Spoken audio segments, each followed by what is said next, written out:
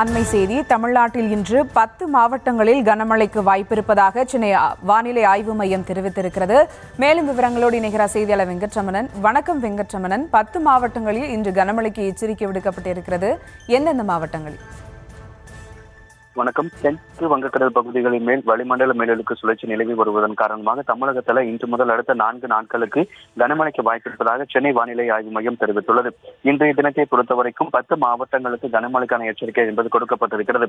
ஈரோடு, சேலம், தருமபுரி, கிருஷ்ணகிரி, திருவண்ணாமலை, திருப்பத்தூர், வேலூர், செங்கல்பட்டு, விழுப்புரம், கள்ளக்குறிச்சி உள்ளிட்ட 10 மாவட்டங்களிலும் புதுச்சேரி பகுதிகளிலும் இன்றைய தினம் கனமழைக்கு வாய்ப்பு இருக்கிறது. அதே போல நாளைய தினத்தை பொறுத்தவரைக்கும் 19 மாவட்டங்களுக்கு கனமழைக்கான எச்சரிக்கை என்பது கொடுக்கப்பட்டிருக்கிறது.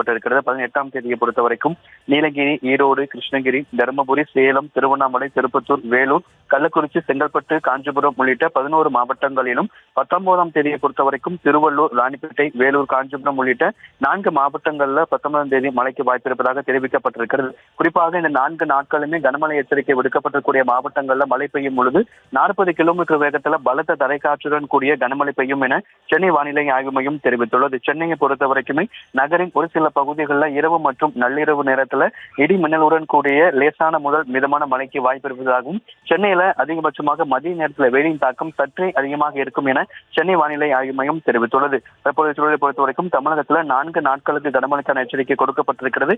இன்றைய தினம் 10 மாவட்டங்களுக்கு கனமழைக்கான எச்சரிக்கையை சென்னை வானிலை ஆய்வு மையம் தெரிவித்துள்ளது. விவரங்களுக்கு நன்றி வெங்கட்ரமணன்.